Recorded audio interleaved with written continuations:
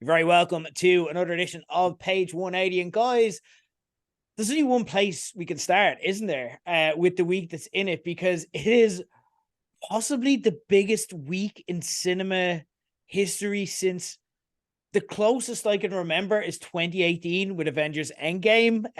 But even then, it may be bigger, and it's been absolutely insane. Of course, I'm speaking about the release. Did they clone Tyrone on Netflix? No, of course, I'm talking about Barbenheimer, the absolute cultural phenomenon. And we couldn't just do normal reviews. We can't just treat this like it's a normal weekend. So we had to go all out. And as those who are watching can see, we've gone out and got a very special guest for this to discuss it and break down both movies, but also the cultural phenomenon of it all. Fresh off Route 66, he is joining us back in Ireland, still adjusting, ladies and gentlemen. It is the one, the only Tom Pott of the Pop Cult Pod. And Tom, you're very welcome again to Page 180. Talk to me about your Barbenheimer experience. What did you do? Did you do double bills? Did you see them separately? What was going on? Talk me through how you Barbenheimered. I mean, first of all, I can't believe we're getting to discuss this really deeply intense movie that's riling people up so much politically in Barbie, and then a movie about a guy who made a bomb, I guess. Yeah, isn't that weird? But yeah, no, my Barbenheimer experience was kind of crazy because everybody is talking about Barbenheimer. Like, my parents are aware of Barbenheimer. My dad was like, I might go see that Oppenheimer film. And then he didn't, so he kind of fucked up my Barbenheimer experience of doing back to back because I had to wait for him. So instead, I had Barbie one day, and I had Oppenheimer the next day. And I had an early showing of Oppenheimer, a later showing of Barbie, which was the most intense experience I've ever had from queuing, because there was a queue, and I was like you see a queue in cinema, you're like, oh, these people are probably getting food. No, the queue to get into the cinema, just to show your ticket and walk through the door, took about 15 minutes. Wow. And I'm surrounded by these beautiful people in pink, and also a load of lads that are like, I'm seeing the Barbie film, which was just different. So, I don't think I've ever had an experience like this. But seeing two different films on the one weekend with a packed house is amazing. I also want to make a side bet with you, with any of your listeners or viewers. I'm saying right now, by this time next year, I'm going to guess there will be at least one child born named Barbenheimer. That's my prediction. Oh, that is good. I'm not actually going to take that action because I just think it's a good prediction. That's excellent. But there you go. He comes back from Vegas and he's straight away. He's like, I've got a gambling addiction. Okay, I got to feed it. Okay. Amazing stuff. Yeah, it was really heartening for cinema because we're living in a world now where we're kind of hearing constantly, especially during the writer strike, where like Hollywood is under siege, cinema isn't going to be the same as you know it. And then we have just a weekend like I can't remember experiencing it, even with Endgame, because again, the screenings of Endgame were packed, but this was just completely different. I went on Friday morning. I had my tickets booked weeks ago. I went to Oppenheimer at 12 o'clock. I thought that's going to be nice and chill because it's a Friday. It's a normal day. People be in work. And then I'll go see Barbie straight after. And the cinema that I went to ran it, so it was perfect. So you had it at 12 o'clock with Oppenheimer's 3 hours. So Barbie starts at 3:15, which means you get the ads, the credits, and then boom, you're straight in, which is exactly how I wanted to experience it. So fair play, yeah, Odeon Point Square. But no, it was absolutely jammed for both screenings. What I found funniest as well was that Barbie had a lot of parents bringing their children to it because Barbie and Pink, I guess. Yes. And it's not a kid's movie. It's very much not a kid's. They have a whole extended part of the trailer where they talk about beating someone off. I'm like, how could you think this is a kid's movie? It's very much not. It's funny. That's what I was going to ask. I was like, who is this movie for as far as like the age goes? Because even when I was walking into Oppenheimer today, and there was a mom, a dad, and two kids. And like it had almost gone the other way for them. They were like, we go see Barbie. We're like, no, we can't see Barbie. And someone was like, that's a 16s. I was like, I wanted to be like, it's not a 16s, but don't like these are no. First of all, they're young boys. They do not want to see a Barbie movie. Okay, just so we're clear. But yeah, and it's what you said is interesting because I want to ask you about the order you saw them in, because there's been all sorts of debates about what order you see these movies. And I've heard mimosas and Barbie, and then a steak dinner and a cigarette before Oppenheimer. So you went Oppenheimer first. Was there much thought put into that, or yes. It was that that was the most anticipated, or what do you think? Yeah, no, I think I was actually looking forward to Barbie a bit more. And by the way, we haven't talked about preferences. We are going to talk about what our preferences, but we're saving that for the end. So we don't know what each other likes more. But no, it wasn't necessarily in order of preference. It was the case of I wanted Barbie to decompress me after Oppenheimer. Do you know what I mean? I wanted to take in Oppenheimer. I wanted to have that fresh. I knew it was going to be quite heavy, so I didn't want to be coming in kind of hyper or giddy after Barbie. I wanted to come in like just level-headed. I wanted to just absorb all of this. And then afterwards, I'm sure this is going to be heavy. And then Barbie is just going to be a nice dessert. You know what I mean? So yeah, like it's like Oppenheimer is the steak dinner and Barbie is the nice bit of ice cream afterwards. You know what I mean? The nice kind of fluffy dessert that'll just cheer me up and be the perfect accoutrement to my steak dinner. So that was me. What would you have kind of? I know obviously it got changed for you, but would you kind of pick the same, or would you have gone Barbie Oppenheimer? I had Barbie Oppenheimer in my head, but actually now that I've seen them both, I possibly would have gone the other way because I can kind of see what you're saying. Where Barbie is kind of like the upper. The cinema I went to, that like they just kind of presumed people were going Barbie Oppenheimer. Like they have like the Max screens in the Man Point when I go to, and it was just they only had one Max showing of Oppenheimer, and it was at the end of the day, whereas Barbie was showing 3 times a day. So they kind of predetermined the order there, I guess. I don't know if that's the way the winds are blowing. But yeah, it's very interesting to see the way people are going through this. I also think like I probably feel like I would have needed, if I had seen Oppenheimer first like you did, I feel like I would have needed a little bit of a gap. Yeah, yeah. There was a part of me Personally. there was a part of me Because I that just did it was a want little to. bit sobering. Yeah, I did want to, because again, like, you know, and we're not giving anything away. This is just how Nolan ends his movies. He ends it at the end. You know what I mean? It's like he doesn't Lord of the Ring, he doesn't Return of the King. He doesn't do 15 extra endings to give you closure on every single character and every single thought they had for the rest of their lives. He's just like, the story is over, goodbye. You know what I mean? And like, He's a so man who just loves a full stop. He's not into commas at all. yeah, exactly. And like especially like he spent long enough with his movie, so that's fair enough. I'm actually thankful for it. So yeah, you do kind of need a minute to think, and it was a bit like, oh, I'm rushing into something very different now. So it was surreal, but look, it was a different experience. And again, I guess that'll make it memorable. I'm probably going to see both of them again, just to kind of, you know, and see them separately, like not do it back to back. But anyway, we'll get into Oppenheimer first, and we'll kind of do it in the order that I saw them anyway. So we'll go first off. I think it's important before we do this, because I think you just need to have this caveat, and there's no wrong answer to this, by the way, but when you discuss a Christopher Nolan movie, I think it's important that you state what level of Nolan fan you are. You know what I mean? I think there's a good litmus test that I'd like to get. And again, we haven't discussed this already, so we don't know where the other person's at. But like, so for me, I think there's a good thing here. So Interstellar, would you say this is kind of, it was genius, kind of game-changing cinema, or would you say it's more smug, self-indulgent tripe? Where do you lean on the Nolan fan side? Well, I actually should cut across there. When you said that when you were going to discuss Nolan be something we should address, I thought you were addressing my background. I just need to change that there, get my fucking Oppenheimer hat on. And there you go. Now we're Love ready. it. This doesn't the hat doesn't fit for, yeah, my head is more You don't fat have to man than wear little it the boy. whole So time. We got the there point. you go. Okay. So yeah, it's interesting. Yeah, the kind of Christopher Nolan fans have a certain very, some people are like Church of Nolan, he can do no wrong. Other people think he's massively overrated. Interstellar for me is a very interesting one, where I go back and forth on it. And it's a good one to pick because I actually saw it in cinemas again recently. I think it's a movie that has such an amazing potential and like is so ambitious and really massively impressive. But I do feel it's a little bit clunky.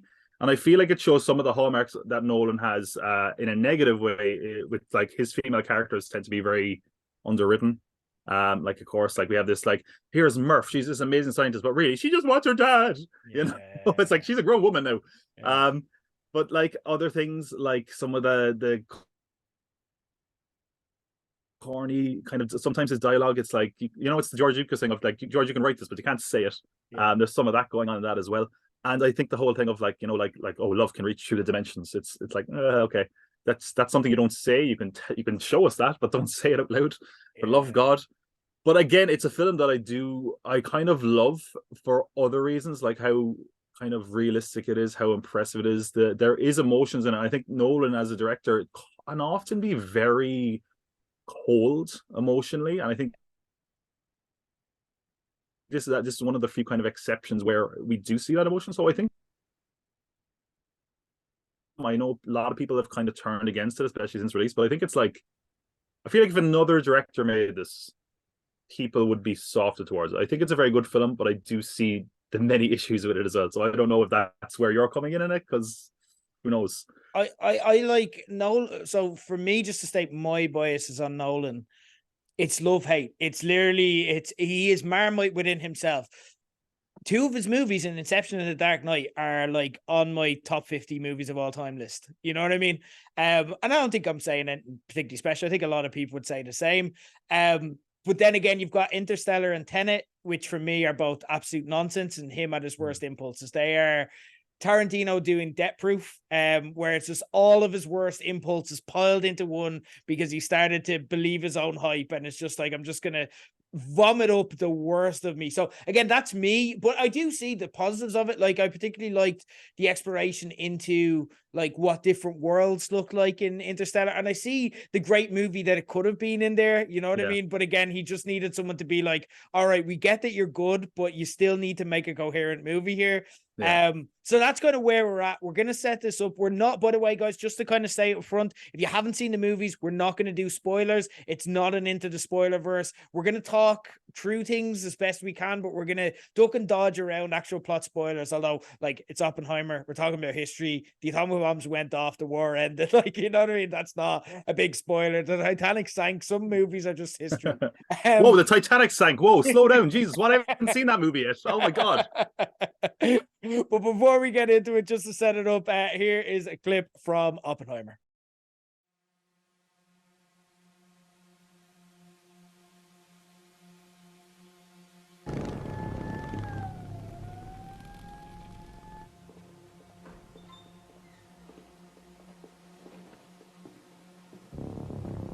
Thanks for convening at short notice. I can't believe it. Well, here we are. This is atomic test. The Russians have a bomb. We're supposed to be years ahead of them, but so what were you guys doing in Los Alamos?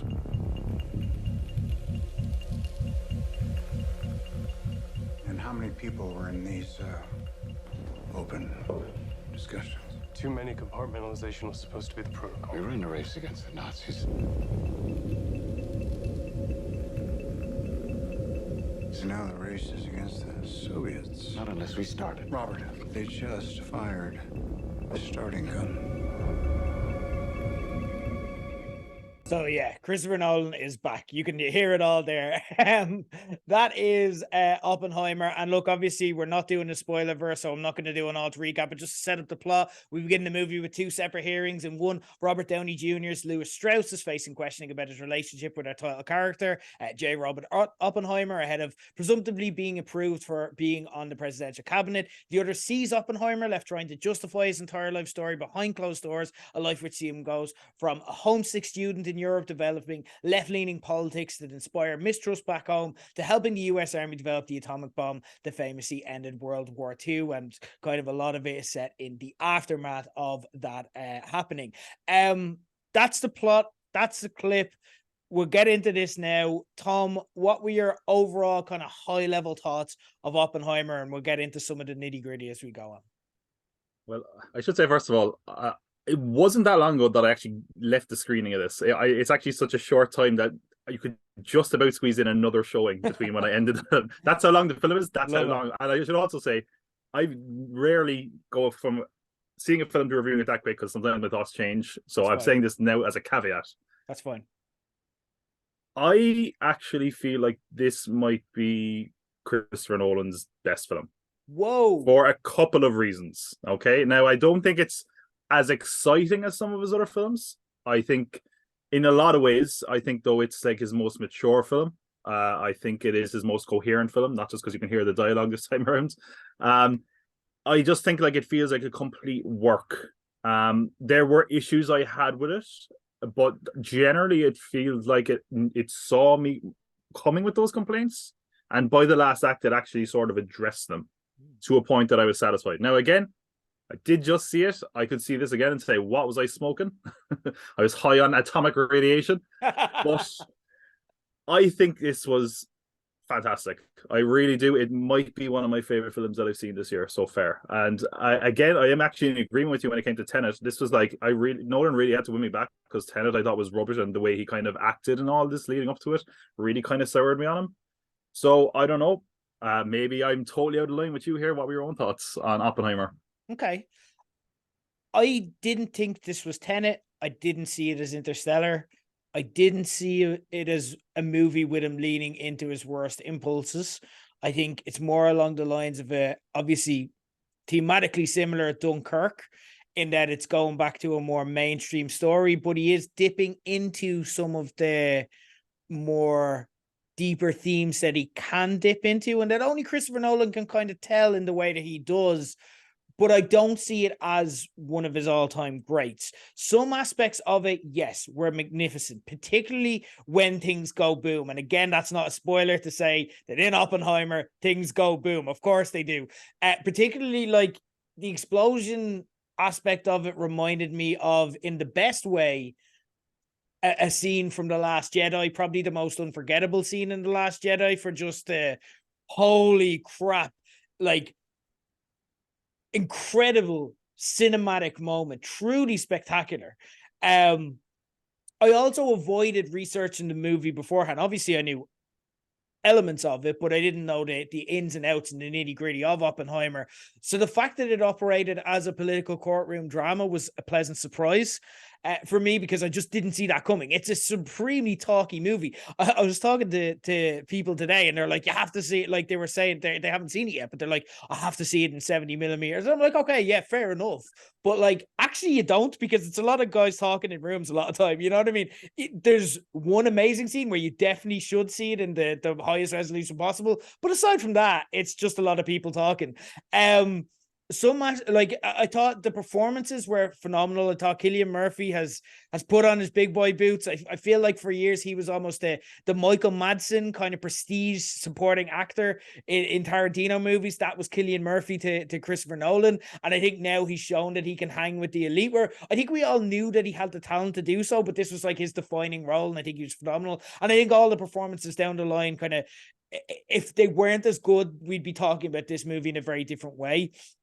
On the other, I think the film was massively uneven. I think it didn't know what it wanted to be at times. Like, was it trying to make science look rock and roll? Was it like a philosophical musing on the moral implication versus the curious bind of duty that's on physicists' shoulders when it comes to inventing weapons of mass destruction? Was it a courtroom drama? And I think it went for all of the above. I think it tried to be everything. And I think, like a lot of projects, it try to be all things to all people, because I think, particularly, you see this a lot in biopics, because again, the filmmakers become so ingratiated and obsessed with the life of the person that they're making the movie of, that they want to do it justice and they want to tell all aspects of the story, whereas sometimes you're just better off cherry picking one aspect of the story and just telling that really well. And I think this tried to tell everything. I think it tried admirably, but I don't think it necessarily nailed everything. I thought there were some things, like the inclusion of Einstein and like the heavy name dropping and the likes of Heisenberg, felt a bit pandering. It's like, you know, for the casual fans, they're like, hey, you know what I mean? Science names, you know, both of them, like, you may have heard of me from such series as Breaking Bad, am I right?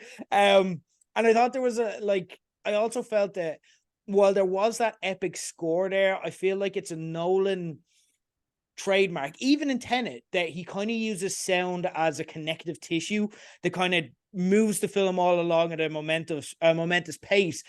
But I don't feel that he necessarily got that right there. And it's because the movie is jumping around so much from scene to scene and from place to place and from time to time. And again, you kind of rely on that sound to kind of take you through. I thought the sound design was magnificent, but I just didn't feel like it was kind of weaved together. And when you watch, like, I watched Interstellar back this week, and literally Hans Zimmer is the person, he essentially edits the movie, because he takes you on that journey and tells you how to feel at all times and let you know where you're at. I don't feel the music guides you as much as it did here, and I felt that would have been helpful. But overall, I enjoyed the movie. I thought it was a really well-made piece of cinema. I just don't know if I'd put it up there with the greats, is what I'm saying. I don't know how you feel about what I'm saying. I get it. This is going to become a courtroom drama here. It's the defense here, and but yeah, like, it's funny. Like, some of the stuff you're saying, I can see. I don't necessarily fully agree. One of the things you're saying I actually found interesting, and I know you said you hadn't really been into the history of it beforehand. And one of the things that I was going to have an issue with in the film was the whole, like, is it going to kind of weigh in on the morality of Oppenheimer? Like, he's the man who made the atomic bomb, but how did he feel about that? Did he regret it? And it feels like the movie doesn't always come down on either side. And that was something that I was actually kind of getting ready to tear into the film about, was I wasn't a fan of. And then kind of there was a few lines in the film afterwards that kind of addressed it for me, without going into spoilers, that I feel like, when he was going through this hearing, that they addressed. And I also found out, like, afterwards, that was basically true to what Oppenheimer was like. The transcripts in all the court scenes in the Senates are basically word for word. They're transcripts of what was actually said. And Oppenheimer is someone who basically at times showed regret, at other times didn't actually seem to have a moral regret. It was more regret of, like, or if he objected to a bomb, it was like, here's why you shouldn't bomb here. If you're going to aim it for, you should aim for a city, or you should not use this type of technical. So he was like a very complex person. I think that's why this film could be a little bit inaccessible as a character study, because the guy was very weird in a lot of ways, and I suppose you have to be. He had a manic energy about him, and I do kind of agree. Like this is basically the Avengers for people wanting quantum scientists. It's like, oh my god, there he is! It's Teller. Holy shit! Look, and this is history, so I'm going to say it's not a spoiler, because there's one part in particular. I'm not going to say it's not a character appearance; it's a character reference, okay. And by character I mean actual human person that lived. There's a moment in it, and they actually, I thought it was hilarious, because it was like almost like you're setting up a post-credit scene where someone objects to something, and they're like, Who was this? Who objected? And I was like, oh, some guy trying to make a name for himself. And they asked a question that someone would never ask in the context. He goes, what was his name? And the guy goes, John F. Kennedy, JFK. And everyone is meant to go like, oh. But it's like, come on, really? Like, Clank. Yeah, okay. Yeah. The only thing more awkward than that is, if you ever see the movie, if you ever saw the Kingsman that was World War I, there's like a post-credit scene where they literally are like, and here's the man you'll be working with, Adolf Hitler. And Hitler turns around and is like, we're meant to go like, whoa! It's like, it was close. It was very clunky. But like other elements, I feel like Cillian Murphy is fantastic in this. And I exactly agree with what you're saying. I think maybe again it's probably there. I feel like sometimes, like, if this was an actor that we know is always giving amazing performances, maybe we wouldn't score as high. But Cillian Murphy is someone who's like always feels like kind of a journeyman actor. He doesn't often get the flashy lead role. Here, I mean, like, just his mannerisms and his delivery were just fantastic. Really, really amazing performance. I do think there's other issues like that Nolan has. Like, again, like there's the female characters. Eventually, like Emily Blunt kind of steps it up towards the end and gets up, but like Florence Pugh's character, and I guess I can see why the characterization was that way. But she's kind of just there to be, a love interest of some vague notion without going into spoilers. Other than that, I mean, the score, I liked the score in moments, but I also felt like it was, at times, it was very heavy-handed. This is Ludwig Göransson's score, who does great work normally. Yeah. And I do feel like he does focus on certain sounds.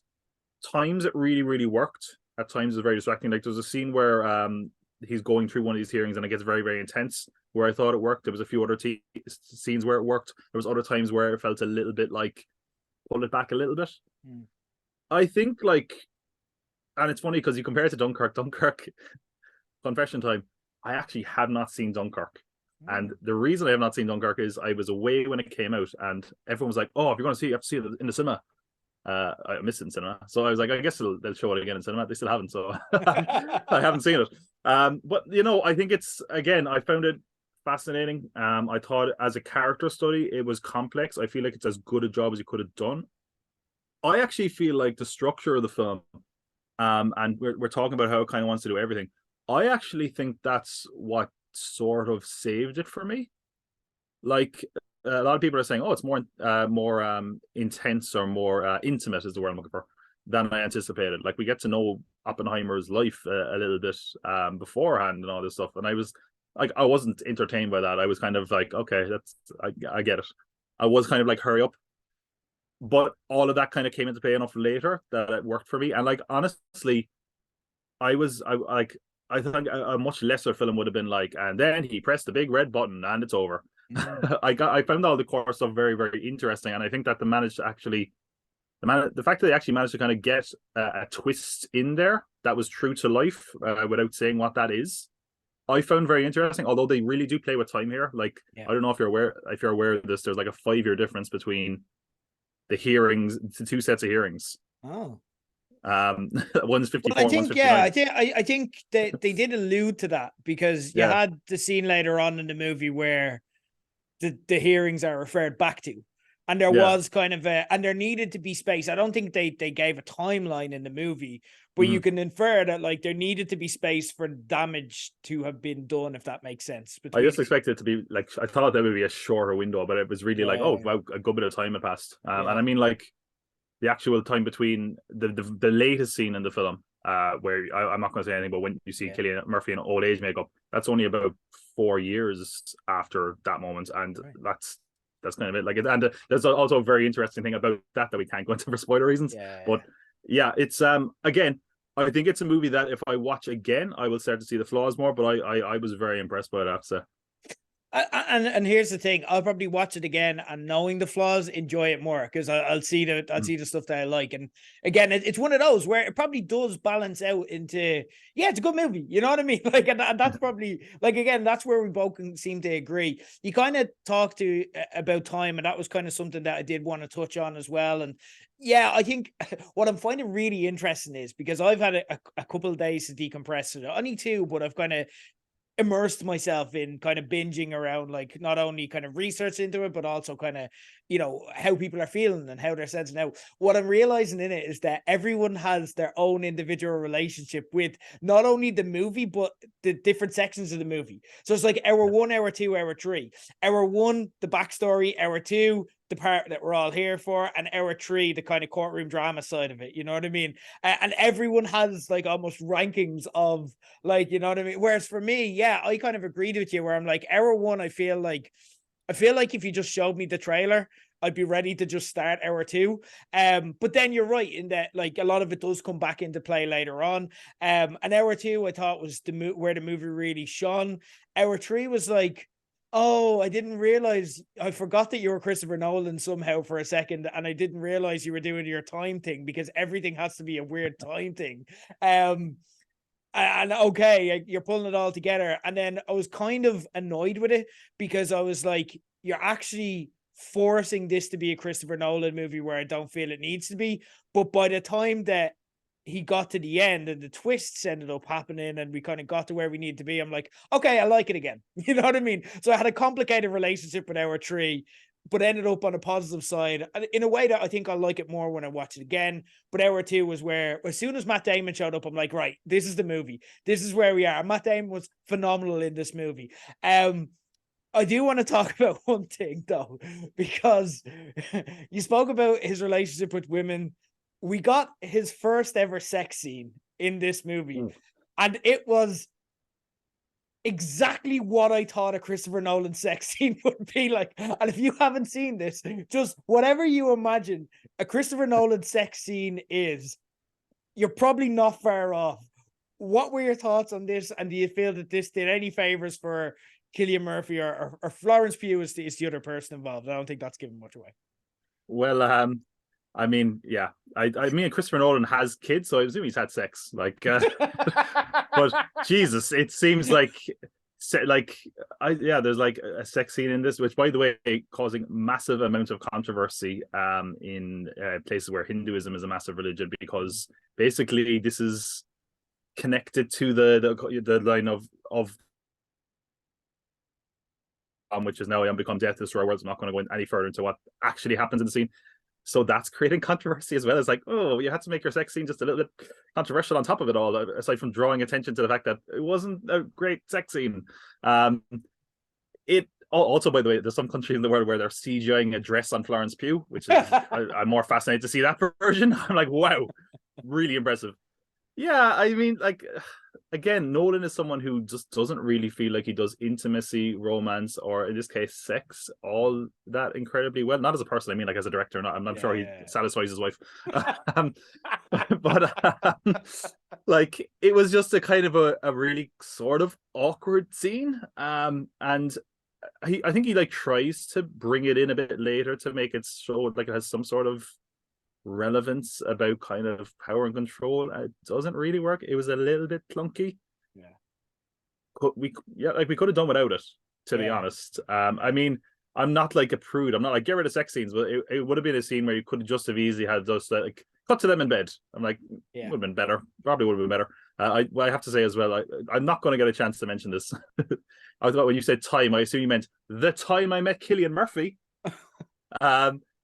Yes, once upon a time I met Cillian Murphy. No way. I assume we have time for this. Go for it. Also, by the way, I've mentioned 3 celebrities ever on Twitter that have blown up. This was one of the time, and I was like, I'm going to tell on the podcast. I never did. So here you go, exclusive. Exclusive, love it. It's also, but here we go. I shouldn't preface my story. I should say that after the fact. So I used to work in a bookshop, and I worked and I live in Cork, Cillian Murphy's home county, and Cillian Murphy was apparently doing a play in the Opera House, something I was totally unaware of, and in the bookshop, people would reserve books. They put books behind the counter. I had no idea that someone had called up. Cillian Murphy had called up and put a book behind the counter. So there I am, minding my own business, just not really paying attention to customers, I suppose. So not very good at my job. Just looking at the floor, and all of a sudden, I hear, there's a book behind the counter there for me.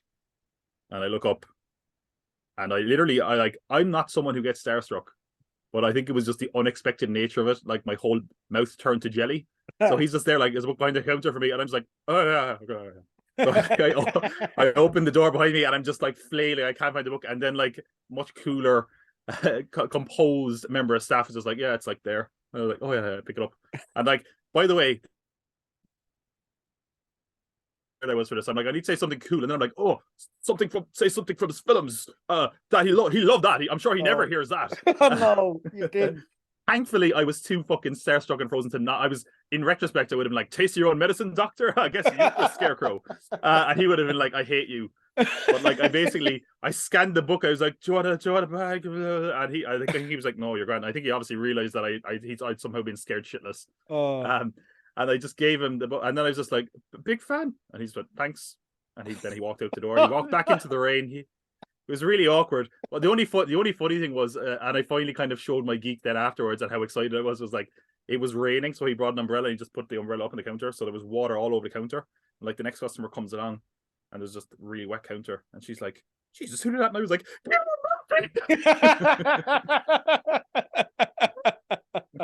Amazing. And that was amazing, it. Yeah. Amazing. Thank you for that exclusive. I love it. Amazing. And now you've got to see him ride. So there you go. And also sit. No, we'll definitely have something to talk about next time we see him. All right. There you go. Yeah. Here, will you read this?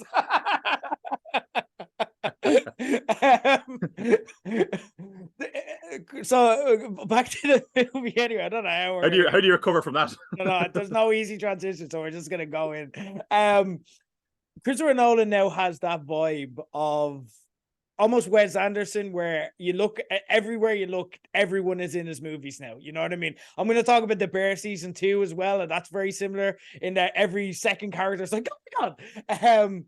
And again, a lot of these people weren't announced, so we won't get into who they play or where they show up or anything like that, but because I don't want to kind of ruin a lot of that. But like, what was your favorite bit of maybe surprise stunt casting? Who was your favorite like Royal Rumble surprise entrant here into this movie? I mean, there's a lot. There's so many people that I was like, whoa, I didn't know they were in it, or I forgot they were in it. There's one I have to mention, sends head and shoulders above the rest of them. Okay. I just wasn't expecting one half of Drake and Josh to push a big red button, like, just like, what the fuck? I was like, is that him? And what was even weirder is there was a scene where like it flashes to his face, and I was like, what the? Oh, that wasn't him. And then later on, I was like, what the fuck? I'm like, where? Like what? Like, I just can't imagine him going into casting and Christopher Nolan being like, yes, oh, I see in your resume you've done Drake and Josh. Yes, it's fantastic. Perfect role. Like, oh my god. You didn't have to audition. Come on, that is Drake or Josh. He was just like, oh, get me Drake or Josh. And they're like, you don't want to look up what fucking Drake has done since. And you're like, oh shit, okay, get me Josh, I guess. He seems less problematic. Amazing. I loved this was just such a flex. Now they paid it off later and he was in for a substantial scene in the movie, but at one stage it's just like, that's Rami Malek. Like that's Yes. that's Rami Malek. Like, and they just didn't use him. I'm like, what are you doing? Like, why would you pay all that money It for actually an got to the point Oscar? where I was actually genuinely disappointed when he spoke. I was like, it would have been amazing if they were just like, and Rami Malek, what's he doing? What, someone put a pen in his pocket at one stage. Would have been amazing. Yeah, it was phenomenal. But yeah, there's a lot of that as well. So don't worry, we haven't even nearly given it away. Like, it's fantastic. It took me like I did, like, again, I try not to research movies that I know I'm gonna see because I want that, you know, just to wash over. So like I'd forgotten that Robert Downey Jr. had been casting this, and then I'm like, holy shit! Like, so it just has that effect. It is very good from that standpoint. Look, you've kind of already tipped your hat here in terms of overall Nolan rankings. I'm gonna put this, I feel like it is in the kind of rung below kind of the Batman trilogy, The Prestige, Inception, Memento.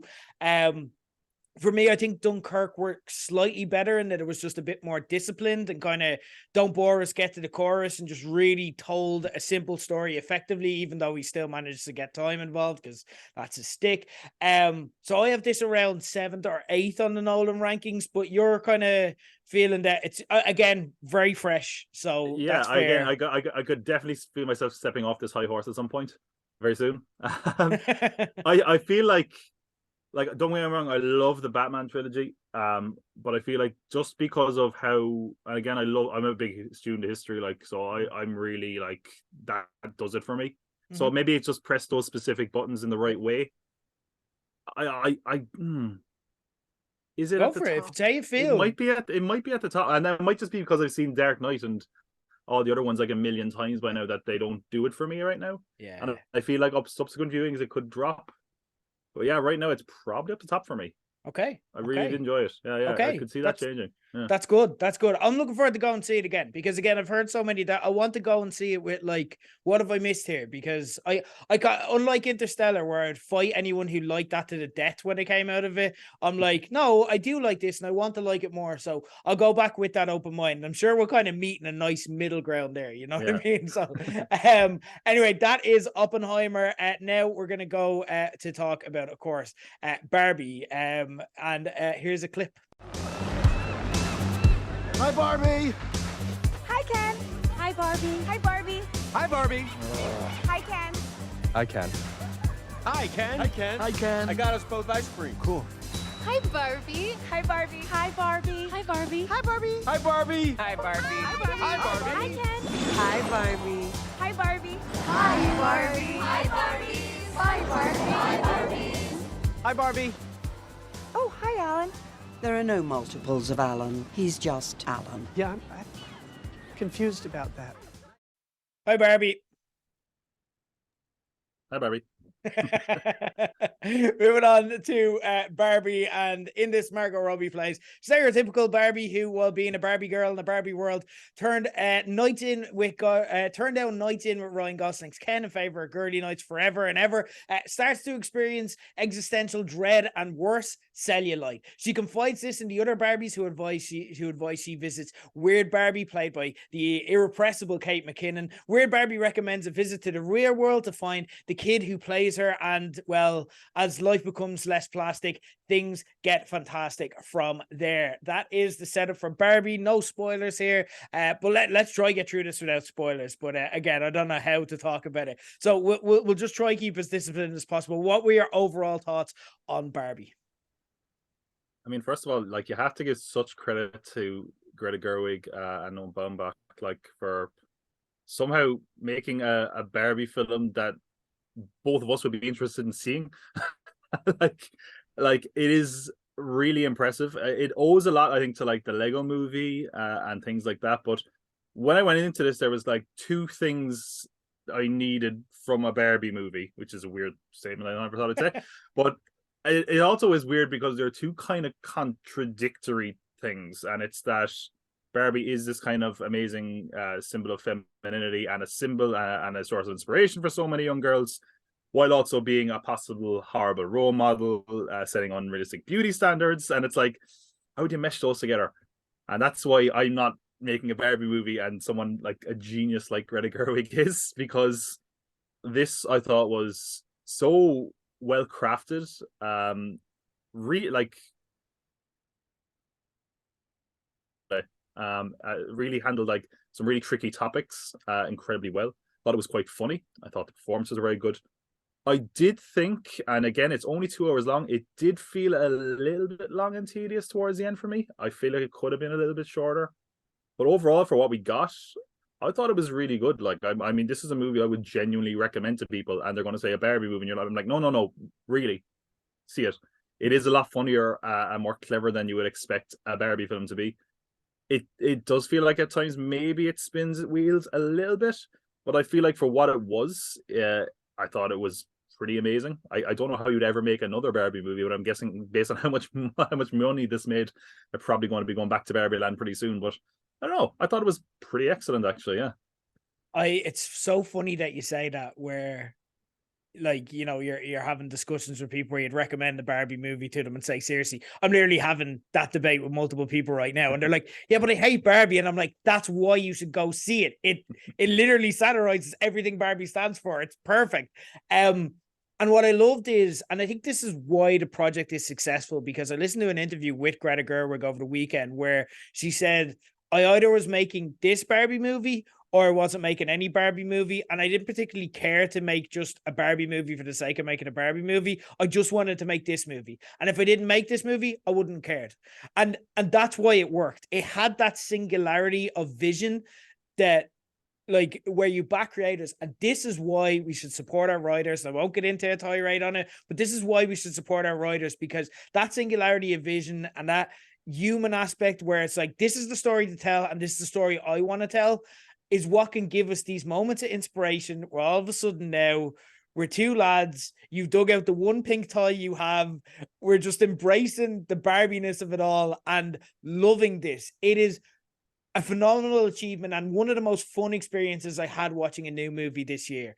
I agree with you in terms of like dragging its heels. I think particularly towards the end, it gets a little bit baggy. I don't know if we needed to go into, you know, the end of Harry Potter, like in the Diagon Alley. I don't know if that whole scene was necessarily needed to be dragged out as much as it was. But again, like here on the other thing, it's not that message that they're trying to land isn't for you or me, you know what I mean? So maybe it's just like, all right, we get it, you know what I mean? But like, it's actually really impactful for people that it is going to resonate with. So again, I don't want to kind of speak for that for everyone, but for me, yeah, it did get a little bit baggy. But no, this had me from the get-go with kind of Lizzo's Pink song. The K, of course, is for death.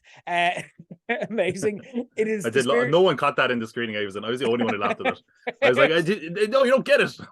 And this is why I want to go back, because I'm like, I'm pretty sure I picked up on a lot of the little jokes, but like, I'm sure there's a million others that I didn't. So I now need to see it again. For me, it's the spiritual successor to the Lego movie, except if you mixed it with Westworld in a weird, and the Matrix in a kind of weird way that actually kind of works. Where Barbie kind of gains consciousness, and they got the tone so right here. It's hilarious, but it has bite, and its points hit hard and are impactful, but in a way that also never feels like they're lecturing you or beating you over the head with the message. It's not going to leave. Look, there's always going to be a cohort of people who are like, not all men, anytime they feel attacked, but that's their problem. For the most part, it's not going to leave men feeling attacked, while also making a very interesting point about the patriarchy that I haven't seen made, and that like it also kind of says that, yeah, like maybe men are the victims as well, you know what I mean? And maybe it's just a horrible system and stuff like that as well. And again, that's not a spoiler, that's just kind of what the plot is. But it does all of this while never ever stopping being side-splittingly funny. It's going to reward rewatches, as we said, with the amount of constant gags and the attention to detail. It did risk being a bit heavy-handed at first in terms of the metaphor, but this is basically like the Lego movie if they started with the twist at the end and then kept it going. So basically like the Lego movie 2, but it worked. And it really worked, and it was really effective. I love this, and I can't wait to go see it again. I thought it was phenomenal. But the movie kind of functions on two different levels. I think one is the level we're talking about, where it's Greta Gerwig's story. The other is more for debate, I feel. It's with Mattel placing itself very much front and center of the joke, being like, oh yeah, guys, we're here too, and we get the joke. We're all in on it. Yeah, am I right? They literally had those characters doing that, and they're like, we know we're guilty of creating all of this, but we get it. Don't worry. It's like Succession, where it's like, we here for you. No, we hear you. Did that aspect of it, did the Mattel aspect of it work for you? Yeah, I mean, it was a little bit clunky, wasn't it? To be like, like, oh, like it's like, oh, shame on what we did with Barbie. And like, it's you you did this. I'm also like one of the main reasons I was slightly nervous about giving this movie my money is because I just know Hollywood, and I just know they're going to learn all the wrong lessons from this. Like, Mattel, don't just stop. Just stop while you're ahead now, because I know we're going to get like fucking Scrabble where the letters are like, oh, some words you shouldn't say, or fucking Connect Four where it's about race relations. Like, you're red, you're yellow. We can get together. Together we can connect four. Like bullshit like that. Like, those are probably actually better ideas than what they have. But like, having a movie about a toy, they struck kind of gold with this one because it is a toy that had that kind of feminist ideology tied into it, that has been corrupted, that has been accused of being a bad role model, and they got someone really clever and to navigate that really tricky water. I'm slightly worried that other people are going to say, hey, let's make a toy, here's Action Man. Oh fuck. But like, I mean, again, I think the Mattel stuff worked. Like, I mean, we both referenced the Lego movie now. I think it's probably the closest comparison you could make, because it is very like self-aware. It's in the real world. Barbie's a product. Will Ferrell is the guy in the real world again, like in both films. But in general, I feel like it worked.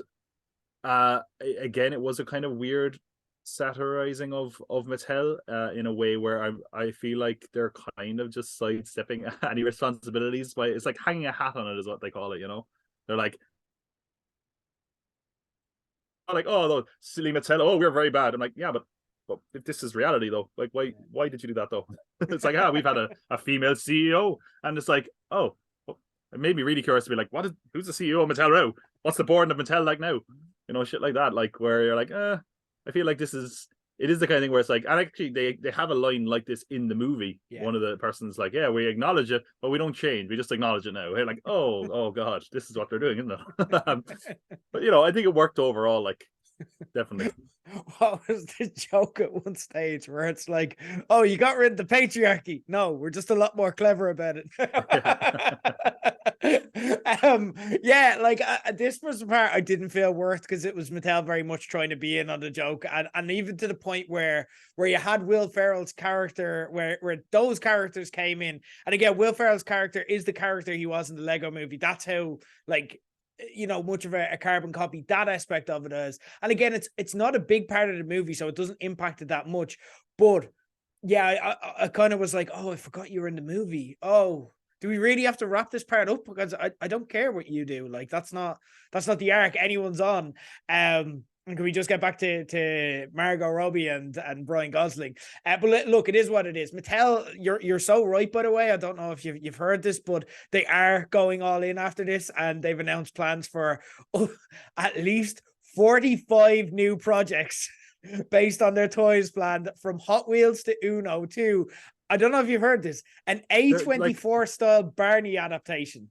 I've heard of the Barbie one, and I knew they had a lot of in development, but that's they're all just going to be deconstructionist horror bullshit. Yeah. That's all it's going to be. Take two. Oh, that means we're going to take two of your lives. Ugh.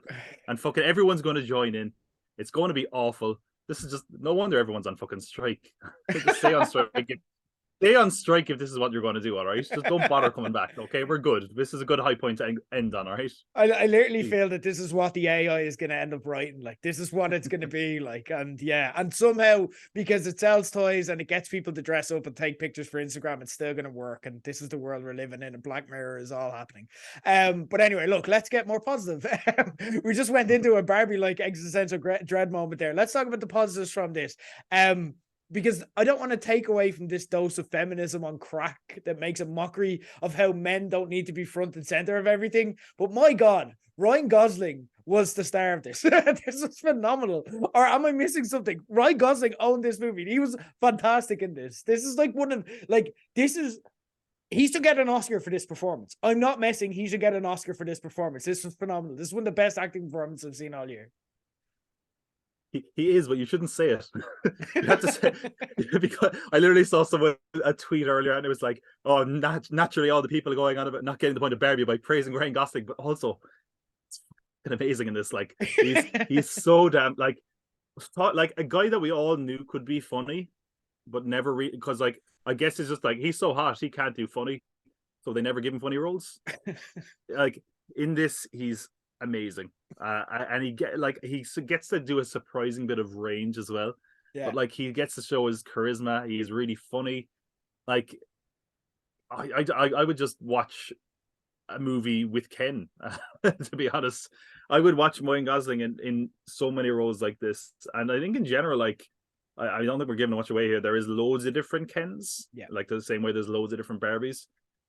I feel bad for all the other Kens because Ryan Gosling is so good that like naturally they're just not going to measure up to him. But like he does a bit of dancing, he does a bit of singing. He just has such great timing, and even scenes where he has to be emotional, like full emotional or genuine, really, really worked. I can't believe that like we're like, man, they made a Barbie movie and Ryan Gosling is Ken. And it's amazing. And if someone nominated him for the Oscar, I'd be like, yeah, actually, that's cool. Yeah, like what, like if someone said this bullshit to you 5 years ago, I'd be like, what? Yeah, that's that's like some of those fake movie posters you see online. Ryan Gosling is Ken in Barbie for your consideration. Amazing. I love that, and that's what the sequel is. Like, if you're looking for how they're gonna try cash in on this, it's Ryan Gosling, like the next stage of Ken's story, and it literally like. You can plot the first act of that. We know where it's going. Like, so yeah. That's what's gonna happen. And you know what? I'm here for it. I know we're kind of joking about how they're gonna keep making these, but actually when you tell me that it's gonna be Ryan Gosling and Ken's sequel, I'm like, okay, yeah, I'm gonna watch that. I don't want to give away too much. Like, but by the way, best Ryan Gosling moment, and this isn't giving it away because I'm not going to give you any context for it, but I'll just say one word. Sublime. I knew there was something I was meant to do. I was going to wait until you asked me to do my thoughts on Barbie, and I was going to go Sublime. Damn. But yes, it is Sublime. God damn it! Incredible. One of my favorite moments in cinema this year. There was so many visual gags though as well. Was there any in particular that kind of stood out for you? I don't know. It's like, I mean, in general, like the film had such a great like style to it. Even like obviously the production design and the costume design is what everyone's going to talk about. But like, actually, by the way, another fun fact about this movie: there was so much pink used in the production of this movie that there was genuinely a global shortage of a certain color of pink paint. But like, I mean, I love like all the jokes. I like, and it's weird because when it was like something like Lego that I'd probably be more versed on, when they did in jokes in that, it's something that I probably would have been like, oh, I get that. But like all the stuff like, here's a character that was actually a doll, discontinued. And I was like, oh my God, is that actually a doll? And I was like, yep, that's a doll. I love like even like the visual jokes of like the dog. They have like the dog you get with your doll that literally poops out like little Kinder eggs. That kind of thing I thought was great. I mean, just the genuine creativity of Kate McKinnon's character, who, as we've probably seen in the trailers by now, is like the weird Barbie. All that stuff, how she's always doing splits and stuff like that. All those little like touches, I was like, they gave this some thought. Yeah. I mean, it's all those little design choices as well. I love even like actually in like we're talking about, you know, the Lego movie, you know, like it very much kind of has at times a Wes Anderson style, and maybe that's just the pastels and the kind of symmetry of some of the shots and the freeze frames, like when they show off some clothes at some point, and had a very kind of that style too as well. I mean, they also have an ad. I'm not going to say what the ad is for. Yes. They have an ad for a fake Barbie. That is, I mean, look, let's be honest. If they don't put out leaving money on the table, like they have to, right? Yeah. I mean, even I might buy that Barbie.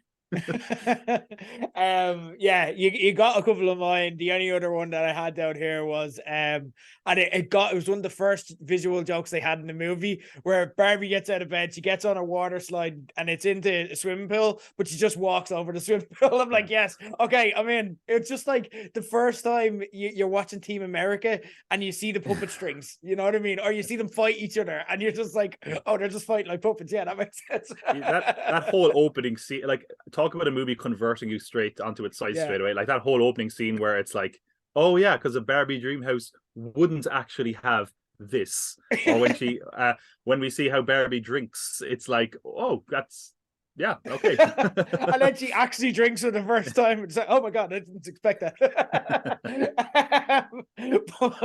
Incredible. Yeah, and still, even just thinking about it, I'm laughing as well. A lot of different random cameos as well. Was there any in particular? There is a correct answer for this, but was there any in particular that got you? I mean, for me, like, oh god, there were so many cameos. It's hard to pick out one. I mean, it's not a cameo, but I did love Helen Mirren being the narrator. Yes, that was amazing. Like, she has such an amazing joke. There's a point where they're kind of making this real political kind of statement about beauty. And then Helen Mirren just chimes in and goes, note to the producers, if you're going to make a point about beauty, Margot Robbie is not the one to cast in this. That was amazing. Like, I mean, John Cena as a mermaid was pretty amazing. Because it's like, well, that's something I didn't expect to see. As far as other cameos, it is tough. It's tough to pick one. I'm going to go with John Cena as a mermaid just because it feels like, wow, they understood what they were doing with that one. Like, perfect. You can never go wrong with John Cena. For me, this is just someone that, and I won't say when they show up, I won't say how, I'll let you guys all enjoy this. I just never, ever thought when going to see the Barbie movie, and again, everything was on the table here. I kind of knew what movie I was walking into, but I did not think I was walking into a movie where I was at any stage going to see Rob fucking Brydon. What the hell? Why? How did that happen? What is going on here? That was when I somehow saw him, as I saw him tweet something like because obviously, like, promotion is done now. He was like, I'm so proud about this film where I had 12 minutes of filming time. And then I saw him pop up and I was like, oh man, 12 minutes well fucking spent. Yeah, it was perfect. It was perfect. That's Barbie and that is Oppenheimer, guys. But what we're gonna do now to kind of mark this as well, because it's such an event in cinematic history, that we're gonna hold something spectacular and historical, because, ladies and gentlemen, the only way we can kind of mark the spectacular cultural phenomenon that is Barbenheimer is to, in fact, hold the first and, well, last ever Barbenheimies, the awards for, well, we're actually going to celebrate two particular movies today, and we're going to give away our awards for Barbie and Oppenheimer. We're going to start off. I did bring something just for this. Okay, you know, I was in Hollywood and I brought back something. Ready? Oh wow, we have a actual Oscar. Somebody's we call it a Barbenheimer. I did steal it off someone's mantle, some celebrity. I'm not going to say who it was. Amazing. It can go to one of the winners here. It's nice, Barbenheimer. Who's going to win? We'll give it for Best Picture. There we go. Okay, so, ladies and gentlemen, the first award is for Best Scene. The nominees are, well, all of the scenes in the two movies. I don't think it's really say that. So, best scene, what would you say from either movie? All of for grabs. Best scene is very, very tough. There was some scenes in Oppenheimer I thought were amazing. I thought, like, of course, we're thinking of the testing scene. Is one that was excellent. I thought the scene where following that, with Cillian Murphy kind of giving a speech was excellent. But there's a lot of strong contenders in Barbie, actually, like, more than you would think. I loved Barbie being in the real world was outstanding. I think when she finally kind of comes face to face with Mattel, I thought that was fantastic. This is a scene that I actually think I'm going to bring up because I feel like in a lesser year and with less caliber of actors, the winner would have been in this scene. Okay. America Ferrera gives an amazing monologue. Yes. And I was literally like, if I was watching this at home, because apparently I was the only one that would have done it in cinemas, I would have stood up and been like, whoa! Like, cheered, because it was just amazing. And again, from someone who doesn't always get that chance to shine, so I'm going to give the scene to America Ferrera's monologue in Barbie, my favorite scene. Phenomenal stuff. I am going to give it to, I don't want to give away the joke, but I am going to give it to the Barbie ads that you spoke of earlier on. You'll know it when you see it, guys. It is absolutely phenomenal. Okay, so best scene. Now we're going to move on to our next category, best actor. The nominees are, again, all of the actors in Barbie and the Oppenheimer. It's the same for everything. It's the same gimmick that we're doing for every single award. Okay, so we're not going to go into it. Okay, best actor, either movies. And again, this is gender neutral. I mean, when it comes, yeah. I mean, when it comes to actors in Oppenheimer, like the conversations, Cillian Murphy, Robert Downey Jr. Not to say the rest of the cast aren't good, but I feel like if you're having that conversation, it's a 2-horse race. If you're going Barbie, like obviously we're loving Ryan Gosling. Margot Robbie, I think, gave great performances as well. I think she was really excellent in this. And yeah, man, if I give the award to Ryan Gosling, if I give the award to Ken in the Barbie movie, people are going to lynch me. So I'm just going to say Margot Robbie. Okay. I have no such shame. He's not just Ken. He's Ryan fucking Gosling, and he's the best actor in either movie. Okay, look, talent is talent. It doesn't matter. It'd be offensive to get him, Twitter. Get him. Don't point them. They don't even have a symbol anymore. It's grand. Moving on to our next nominee. It is Best Director. The nominees are Greta Gerwig for her direction in Barbie, or Christopher Nolan for his direction in Oppenheimer. Again, it's the same concept for every single award. Your nominee. I'm glad you explained that one. I was a bit confused there for a sec. It's a complicated concept, I know. Yeah, one or the other. It's like, oh. I feel like if I was giving an award to Greta Gerwig, it probably would be for the script. I know she co-wrote this with Noah Baumbach. As far as directing goes, I mean, since it is a big studio movie and there's a lot of budget on it, I feel like maybe there wasn't a lot of style. I think it was very point and shooty. Not that it's a badly directed film at all by any means, but if you showed me this movie and I was meant to go, okay, what's Greta Gerwig's style? I wouldn't be able to give a coherent answer, I would say. Christopher Nolan, as a director, sometimes he does things that are kind of maddening the way he shoots. Sometimes you're watching this movie and it's like the bomb, and then it'll just be like a 5-second cut of a load of fire, and you're like, oh, thanks for that. I really understand the bomb now. What's that? Oh, someone's talking about fucking electrons, and there's a load of and you're like, what's going? Okay, thanks. I do think though that there was a general sense of better direction, and maybe it was the cinematography. Hoyt van Hoytema's cinematography in Oppenheimer was very good. I'm gonna go with Nolan. I don't know if that's the popular choice. I'm gonna go with Nolan all the same for that one. I think he's the better director here. Okay. A director's job ultimately is to oversee all of the project and to kind of deliver. If you're asking me what is the better cinematic feat, I'd probably say Oppenheimer in terms of the technical aspect and everything that went into it.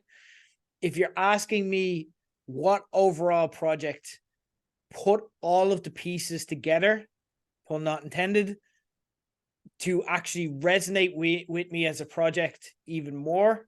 And for me, that is ultimately, again, you have stylistically and everything you kind of spoke of. And I agree with what you're saying. I don't disagree with any point that you made.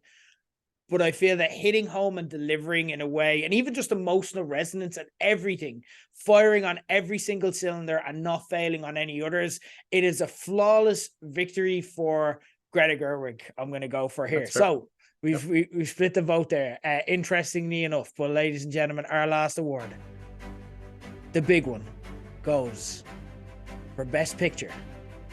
The nominees are, again, it's the exact same concept for every single one. Barbie or Oppenheimer. We haven't tipped our hat yet. We've no idea what the other person is about to say. Although you can probably guess mine based off a lot of things that I've said. So I'm actually going to go first because I feel like it's up for discussion with you, Tom. I feel like there's more attention there. Barbie, everyone knows I'm picking Barbie. It's a clean sweep for all the awards for Barbie. Not saying Oppenheimer's bad, but just Barbie knocked it out of the park for me, and Oppenheimer was just a good movie that I might enjoy more in a second experience. So Barbie for me, this is where it gets interesting. Tom, Man, that is really tough, and like it's weird because normally when it comes to these kind of things, if it's like pick this film versus this film, a lot of time it's like, what's a film? What's a movie? You know, that kind of whole old debate of whether one has more gravitas. And in a weird, like, it's almost like that argument is kind of irrelevant here, because like even though on its surface level Barbie is, you know, a big studio movie of an adaptation of a toy, has so much more depth than a lot of those. And then it's like it comes down to the side where I'm like, what did I enjoy more? And I enjoyed watching Barbie more, but I was more impressed by Oppenheimer. God damn it, this is actually very tough. Oh, fuck it, we're just gonna keep it stiff for dramatic sake. I'm gonna go with Oppenheimer. Okay, interesting. There you go. All right, guys. Well, look, it's there's just 2 points of views, and it's your views that matter as well. So look, we'll put up polls as well, and I'm gonna send 2 of these. Don't worry, I've got another one. I'll rob someone else's mantelpiece. We're good. Tom Pott, it's been a pleasure discussing this with you. We'll have you back on in the not too distant future. Thanks for joining us as always here on page 180 to discuss Barbenheimer. Guys, we're going to get on to the reviews now. Just the one this week, but it's one I had to discuss. So let's get on to discussing The Bear Season 2. Boom. Have you watched?